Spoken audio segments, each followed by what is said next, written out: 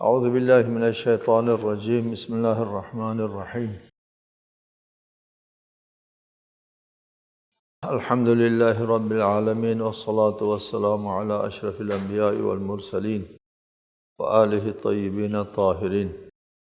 اعوذ باللہ من الشیطان الرجیم وَإِن مِّنكُمْ إِلَّا وَارِدُهَا كَانَ عَلَى رَبِّكَ حَتْمًا مَّقْضِيًّا ثُمَّ نُنَجِّي الَّذِينَ اتَّقَوا وَنَذَرُ الظَّالِمِينَ فِيهَا جِثِيًّا۔ اور تم میں سے کوئی ایسا نہیں ہوگا جو جہنم پر وارد نہ ہو، یہ حتمی فیصلہ آپ کے رب کے ذمے ہے۔ پھر اہل تقوی کو نجات دیں گے اور ظالموں کو اس میں گھٹنوں کے بل پڑا چھوڑ دیں گے۔ پہلے بتایا وارد ورود پانی پر پہنچنے کو کہتے ہیں، گھاٹ کو مورد کہتے ہیں، گھاٹ پر پہنچنے والے کو وارد کہتے ہیں۔ لیکن پھر توسعتاً فی الاستعمال ہر جگہ پہنچنے کو یہ لفظ استعمال ہونے لگا۔ اس میں ارشاد فرمایا تم میں کوئی ایسا نہیں ہے جو جہنم پر وارد نہ ہو۔ سب کو جہنم پر ایک مرتبہ وارد ہونا ہوتا ہے۔ پہلے بتایا آپ کو اس میں بہت تاکیدی الفاظ اور ترکیب ہیں۔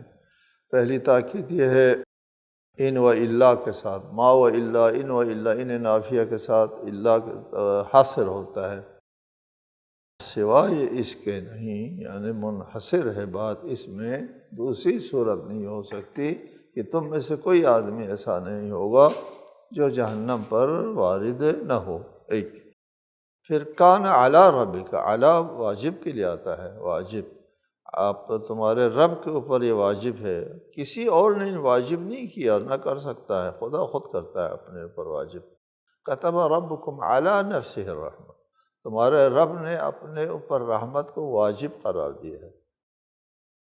کتبہ واجب قرار دیا، کتب علیکم الصیام کما کتب علی الذین من قبلکم، لفظ کتبہ واجب قرار دینے کو کہتے ہیں۔ خدا نے خود اپنے اوپر واجب قرار دیا رحمت کو۔ حتماً حتمی ہے، واجب نہیں، جس میں کوئی دوسری صورت نہیں ہے، یہ بھی تاکیدی ہے۔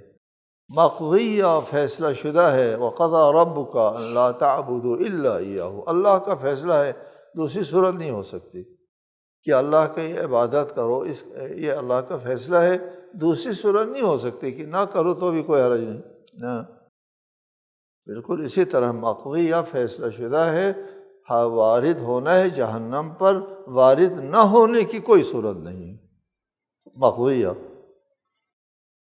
اس تاکیدی جملات اور عبارت کے ساتھ اس مطلب کو ارشاد فرمایا۔ ثم ننجی الذین اتقوا، پھر ہم نجات دیں گے تقوی والوں کو، ونذر چھوڑ دیں گے الظالمین ظالمین کو، فیہا جہنم میں، جثیا گھٹنوں کے بل۔ یہاں ایک بحث ہے کہ وارد کا مطلب داخل ہے یا حاضر ہے۔ جہنم کے سامنے حاضر کیا جائے گا یا سب کو جہنم میں ایک مرتبہ ڈال دیا جائے گا، یہ سوال ہوتا ہے یہاں پر۔ پہلا موقف یہ ہے کہ وارد جو ہے وہ داخل ہونے کے معنوں میں ہے، ایک وہ ہے داخل ہوں گے، سب کو جہنم کے اندر ایک مرتبہ جانا ہوگا، جہنم میں اترنا ہوگا، نہیں کہ سامنے حاضر ہو کر کے اوپر سے جھانک کر کے دیکھیں گے، ایک موقف ہی ہے۔ اس موقف کے اوپر ایک دلیل یہ پیش کرتے ہیں، ثم ننجی الذین اتقوا، پھر ہم نجات دیتے ہیں۔ نجات کا مطلب یہ ہے کہ وہ جہنم میں چلے گئے اس لیے نجات ہے، اگر جہنم میں نہ گئے ہوتے، جہنم کے سامنے حاضر ہوئے ہوتے تو پھر نجات نہیں ہے، اس کو نجات نہیں کہنا چاہیے، جہنم میں داخل ہوا ہے تو نجات کہنا چاہیے۔ لہٰذا وارد سے مراد داخل ہونا ہے، ایک دلیل۔ اور قرآنی آیات سے بھی استدلال کرتے ہیں کہ لفظ وارد جہنم میں داخل ہونے کے لیے قرآن میں دوسرے مقامات پر استعمال ہوا ہے۔ مثلا انکم وما تعبدون من دون اللہ حسب جہنم انتم لہا واردون، تم اے مشرکو اور وہ اللہ کو چھوڑ کر جو تم جن کا پوجا کرتے ہو وہ سب جہنم کے لیے ایندھن ہیں، انتم لہا واردون، تم اس جہنم میں داخل ہوں گے۔ مشرکین کے لیے تو یہ نہیں جہنم میں حاضر ہوں گے، جہنم کے اوپر حاضر ہوں گے، نہیں، واردون داخل ہوں گے۔ لہٰذا لفظ وارد داخل ہونے کے معنوں میں قرآن میں استعمال ہوا ہے، یقیناً داخل کے معنی میں ہے نا یہاں، لہٰذا یہاں پر واردہا سے مراد جو ہے استعمال ہوا ہے۔ تیسری دلیل یہ پیش کرتے ہیں کہ روایات ہے کہ سب کو جہنم میں ایک مرتبہ داخل کیا جائے گا۔ تین دلیل ہے، وارد، ننجی دلیل ہے، انتم لہا واردون، واردون داخل ہونے کے معنوں میں استعمال ہے وہ دلیل ہے، احادیث بھی دلیل ہے۔ تین دلیل ہے کہ لفظ وارد داخل کے معنوں میں ہے۔ پھر ان پر سوال ہوگا کہ آخر مومن جہنم میں کیوں ڈالے جائیں گے؟ ایک جگہ پر مومنوں کے بارے میں ایک آیت ہے، اولئک عنہا مبعدون، یہ مومن جو ہے وہ جہنم سے دور ہوں گے، لا یسمعون حسیسہا، جہنم کی آہٹ تک نہیں سنیں گے، اور آپ کہتے ہیں اندر ڈالیں گے، دوسری آیت کہتی ہے آہٹ تک نہیں سنیں گے۔ جواب دیتے ہیں کہ جہنم میں بعض مقامات ایسے ہیں جہاں پر وہ آتش جو ہے وہ گلزار ہے حضرت ابراہیم کی طرح، اور مومنین کو جلائیں گے نہیں، وہاں کی سیر کرائیں گے، اور کافر کو جلتے ہوئے دیکھ کر کے لطف اٹھائیں گے، کیف کریں گے، دشمنان خدا کو جلتے ہوئے دیکھ کر کے کیف کریں گے، یہ بھی ایک نعمت ہے۔ جس طرح جہنم کے کارندے زبائن بھی تو جہنم میں ہوں گے نا، آخر جہنم کے کارندے جہنم میں ہوں گے، وہ نہیں جلتے ہوں گے آخر، تو یہ بھی کارندوں کی طرح ہے، مومن جہنم جائیں گے، جہنم کی آگ سے ان کو عذاب نہیں ہوگا۔ ٹھیک ہے جی۔ دوسرا جواب یہ دیتے ہیں مومن کا جسم جہنم کے لیے حرام ہے وہ جلائے، جی وہ جلا نہیں سکتے، آتش جہنم کے اوپر حرام ہے کہ وہ مومن کے جسم کو جلائے، وہی جواب ہوتا ہے۔ بہرحال یہ ایک نظریہ ہے، اس کے اوپر دلیل ہے، اور دلیل پر آنے والے اعتراضات ہیں، اور اس اعتراضات کے یہ جواب دیے گئے۔ دوسرا نظریہ ہے کہ نہیں، وارد کا مطلب داخل نہیں ہے، جہنم کے سامنے حاضر کیے جائیں گے۔ جو وارد کا لغوی معنی ہے اسی معنی میں ہم مراد لیتے ہیں۔ ورود پانی کے اوپر حاضر ہونے کو کہتے ہیں، پانی میں داخل ہونے کو نہیں کہتے، ٹھیک ہے۔ آپ نے جو کہا ہے ثم ننجی الذین اتقوا، ہم اہل تقوی کو وہاں سے نجات دیں گے، ہم کہتے ہیں نجات دیں گے قرینہ نہیں ہے، نجات دینا قرینہ نہیں ہوتا کہ وہ جہنم میں داخل ہوئے ہیں، اور نجات دینا جو ہے اس پر بھی اطلاق آتا ہے کہ اللہ تعالیٰ نے ان کو جہنم میں داخل ہونے سے نجات دیا ہے، اس کو بھی نجات کہتے ہیں۔ آخر ان چونکہ تقوی والے ہیں، اس وجہ سے اللہ تعالیٰ نے ان کو جہنم میں داخل ہونے سے نجات دیا ہے۔ نجات کے لیے داخل ہونا شرط نہیں ہے، داخل ہونے سے پہلے بھی داخل نہ کرنا بھی ایک نجات ہے۔ دوسرا جواب یہ دیتے ہیں کہ قرآن مجید نے فرمایا ہے، وہی آیت جو پہلے میں نے سنائی، اولئک عنہا مبعدون لا یسمعون حسیسا، مومن جو ہے وہ جہنم سے بہت دور ہوں گے، جہنم کے آہٹ تک نہیں سنیں گے۔ آپ کہتے ہیں جہنم کے اندر جائیں گے، البتہ وہ جواب دیں گے کہ وہ جہاں اندر جائیں گے وہ حقیقی جہنم نہیں ہوگا، بہرحال وہ آرام کی جگہ ہوگا۔ روایات کا جو آپ نے استدلال کیا ہے، وہ روایات سے مراد جو ہے وہ صراط ہو سکتی ہے، صراط سے جو گزر ہوتا ہے، وہ صراط کہتے ہیں نا، جہنم کے اوپر ایک پل ہے، وہاں سے گزرنا ہوتا ہے۔ وَإِن مِّنكُمْ إِلَّا وَارِدُهَا، وارد جہنم ہوگا، یعنی جہنم سے ایک مرتبہ عبور کرنا سب کے اوپر وہ ہے، ضروری ہے، وہ لازم ہے، حتماً مغویہ ہے، وہ صراط سے گزرنا ہوتا ہے، ہر ایک کو گزرنا ہوتا ہے، انبیاء کو، اوصیاء کو، صلحاء کو، معصومین کو، سب کو اس پل صراط کہتے ہیں نا ہم لوگ، صراط سے گزرنا ہوگا، یہ صراط کے راستے سے گزرنا ہوگا، اور وہ راستہ جہنم کے اوپر ہے۔ تو وارد ہوا، جہنم میں داخل نہ ہوا، جہنم کے اوپر وارد ہو گیا، یعنی صراط سے ہر ایک کو گزرنا ہے۔ چوتھی دلیل بھی اس موقف کے اوپر، ہمارے پاس بہت سارے روایات موجود ہیں جس میں کہا گیا ہے کہ مومن کو جنت جانے سے پہلے جہنم دکھا کر جنت لے جائیں گے، یہ روایات ہے۔ تو اس کا مطلب، یہ روایات کا بھی مطلب یہ بنتا ہے کہ یہ داخل نہیں ہوں گے، حاضر ہوں گے۔ بہرحال ہم بھی اسی کو ترجیح دیتے ہیں، وارد کا مطلب داخل نہیں ہے، حاضر ہے، اس کو وہ صراط پر گزرنا مراد لیتے ہیں، غالباً وہی مراد ہے، وَإِن مِّنكُمْ إِلَّا وَارِدُهَا، صراط سے گزرے بغیر کسی اور راستے سے جنت نہیں، کوئی نہیں جا سکتا۔ معصومین کے لیے بھی صراط سے گزرنا ہوتا ہے، البتہ ان کے لیے کہتے ہیں کہ نور کی روشنی کی رفتار سے، جی وہ صراط سے گزریں گے، روشنی کی رفتار سے گزریں گے،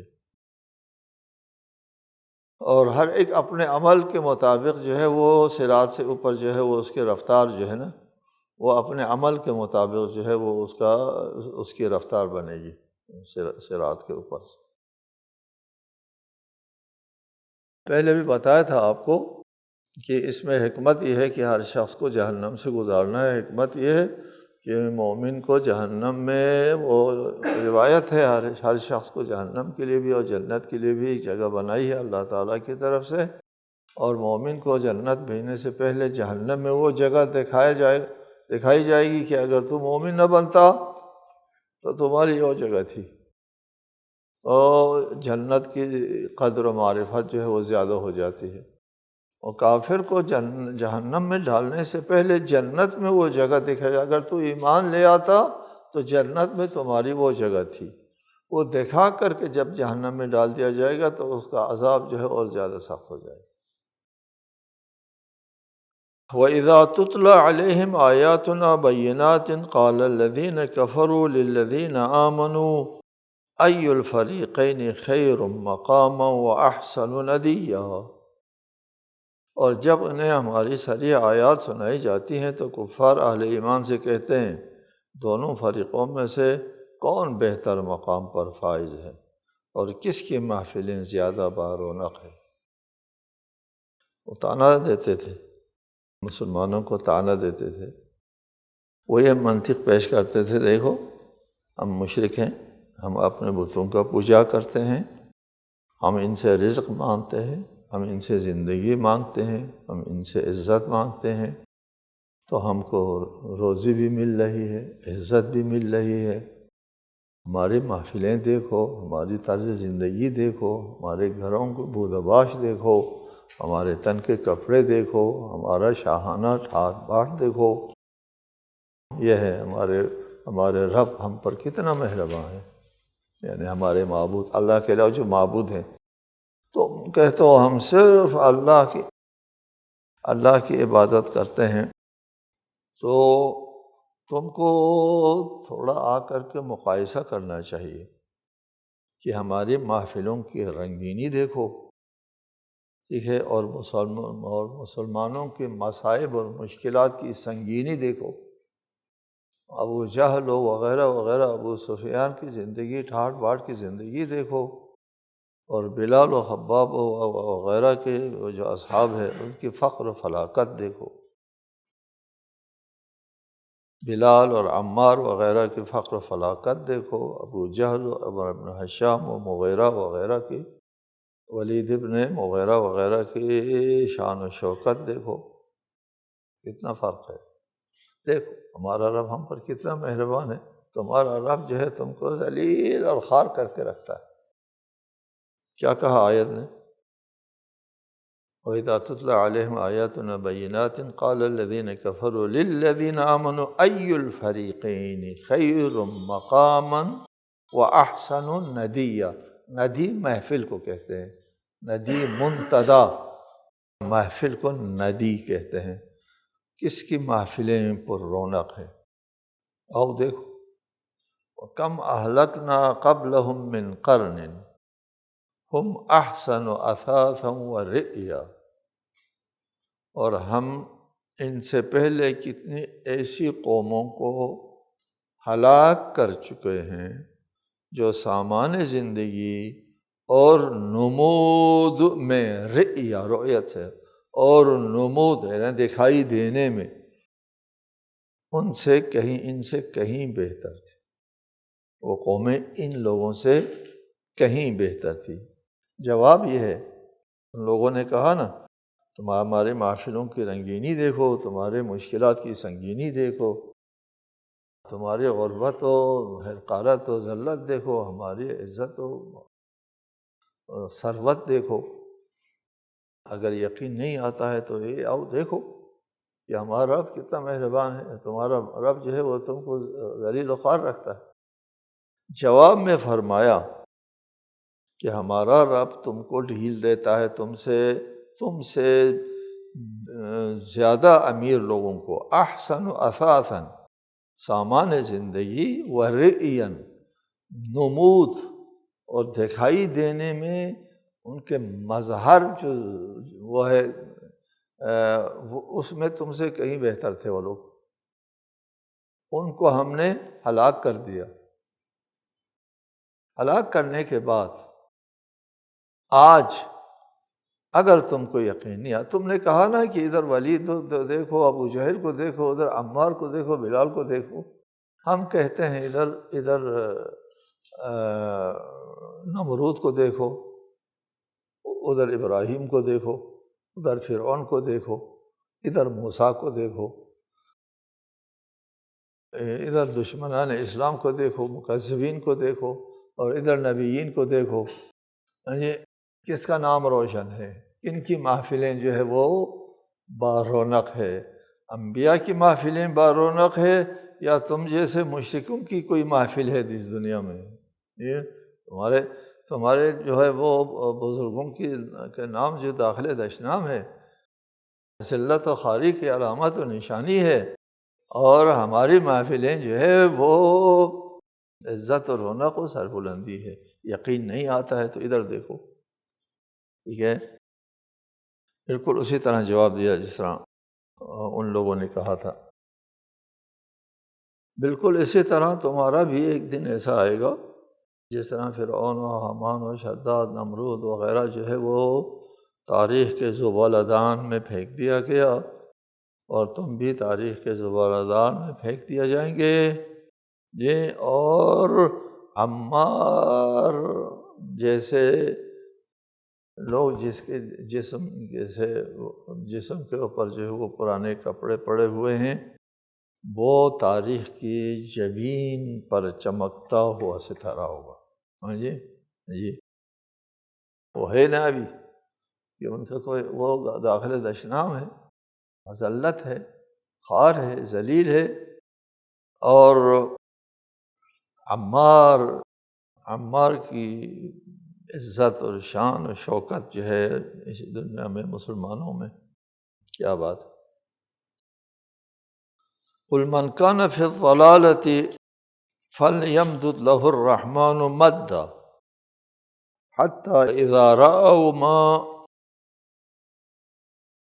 یوعدون اما العذاب واما الساعة فسیعلمون من هو شر مکانا واضعف جندا۔ اور کہہ دیجیے جو شخص گمراہی میں ہے اسے خدائے رحمان لمبی مہلت دیتا ہے، جب وہ اس کا مشاہدہ کریں گے جس کا وعدہ ہوا تھا، خواہ وہ عذاب ہو یا قیامت، تو اس وقت انہیں معلوم ہوگا کہ کس کا مقام زیادہ برا ہے اور کس کا لاؤ لشکر زیادہ کمزور ہے۔ اس وقت پتہ چلے گا جب اللہ کا عذاب تم پر نازل ہونا شروع ہو جائے گا۔ ابھی تم مہلت کے دنوں میں ہو، تم جو اپنا فخر و مباحات کرتے ہو، یہ ایک فترہ ہے، ایک وقفہ ہے جو ہمیشہ دیا گیا ہے لوگوں کو۔ اس میں ہمیشہ تم جیسے لوگوں نے اچھل کود کیا ہے۔ یہ بہت کچھ دیا گیا فرعون کو موسیٰ کے مقابلے میں۔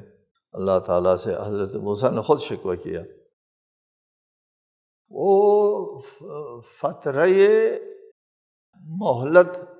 مہلت کا جو وقفہ تھا، وہ مہلت کے دنوں میں یہ باتیں ہوتی رہی ہیں پہلے بھی۔ تم مہلت کے دن گزار رہے ہو، اور یہ مہلت کے دن تم سے زیادہ شان و شوکت میں فرعون اور حامان و شداد و نمرود نے گزارا ہے۔ تمہاری تو ان کے مقابلے میں کوئی حیثیت نہیں ہے۔ تم سے زیادہ شان و شوکت میں ان لوگوں نے یہ وقفہ اور مہلت کا جو وقفہ ملا تھا وہ بہتر گزارا ہے تم سے۔ قل من کان فی الضلالۃ فلیمدد لہ الرحمن مدا۔ جو گمراہی میں ہوتے ہیں کہ ان لوگوں کے لیے اللہ تعالیٰ جو ہے وہ مہلت دیتا ہے۔ احسان اللہ تعالیٰ نے کبھی نہیں کیا ادھر جرم سرزد ہوا اور ادھر فوری سزا ہو گئی اور وہیں مٹ گیا، نہیں، اس طرح تو بات نہیں بنتی نا۔ اس کو مہلت دی جاتی ہے اور وہ اپنا پورا سرکشی کا مظاہرہ کرنے دیا جاتا ہے کہ مہلت بقائے آپ کو سب سے بڑا عذاب ہے۔ پھر اس کے بعد دو قسم کے عذاب کا وقت آتا ہے۔ ایک عذاب دنیا میں یہ نابودی کا عذاب، تمام قوموں کو اللہ تعالیٰ نے عذاب سے کچھ لوگوں کے لیے دفعتاً عذاب، کچھ لوگوں پر دفعتاً عذاب نازل کیا اور کچھ لوگوں پر تدریجاً عذاب نازل کیا۔ اما العذاب و اما الساعہ، یا اما العذاب و اما الساعہ، یعنی قیامت کے مقابلے میں عذاب آیا تو پھر وہ دنیاوی عذاب مراد ہوگا۔ چنانچہ ان لوگوں کے لیے دنیاوی عذاب شروع ہوا تھا جنگ بدر سے۔ جنگ بدر میں ان کے بڑے بڑے طاغوت قسم کے لوگ جو ہے وہ قتل ہو گئے، اور ان بیچارے مسلمانوں کے ہاتھوں، جن کے ہاتھ میں جنگ کرنے کے اوزار بھی نہیں تھے اور جنگ کے لیے تیاری کر کے بھی نہیں آئے تھے۔ یہ وعدہ ہے اللہ تعالیٰ کا کہ عذاب آئے گا تم کو۔ پہلا مرحلہ دنیا میں عذاب آئے گا، اور دوسرا مرحلہ قیامت کے دن تمہارے لیے عذاب آئے گا۔ اس وقت تم یہ جو فخر و مباحات کر رہے ہو، اچھل کود کر رہے ہو، یہ تمہارے مہلت کے دن ہیں۔ اس سے پہلے بھی تم سے بہتر زندگی گزارنے والوں نے یہی فخر و مباحات کیا تھا۔ وہ آیت ہے نا، وَلَا يَحْسَبَنَّ الَّذِينَ كَفَرُوا أَنَّمَا نُمْلِي لَهُمْ خَيْرٌ لِأَنفُسِهِمْ إِنَّمَا نُمْلِي لَهُمْ لِيَزْدَادُوا إِثْمًا۔ کافر لوگ یہ گمان نہ کریں کہ ہم ان کو جو مہلت دیتے ہیں اس میں ان کے لیے کوئی خوبی ہے۔ ہم ان کو مہلت دیتے ہیں تاکہ ان کی گناہ میں اور اضافہ ہو جائے۔ یہ ان کے لیے عذاب ہے، مہلت بدترین عذاب ہے کافر کے لیے، اور مہلت بہترین نعمت ہے مومن کے لیے۔ مومن اپنے ثواب و درجے میں اضافہ کرتا ہے، اور کافر جو ہے اپنے عذاب اور نقمت میں اضافہ کرتا ہے۔ وَيَزِيدُ اللَّهُ الَّذِينَ اهْتَدَوْا هُدًى وَالْبَاقِيَاتُ الصَّالِحَاتُ خَيْرٌ عند ربک ثوابا وخیر مردا۔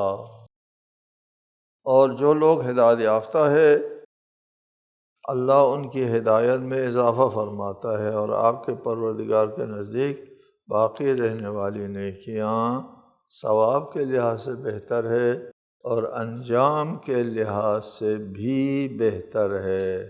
ثواب کے اعتبار سے بھی بہتر ہے اور انجام کے اعتبار سے بھی بہتر ہے۔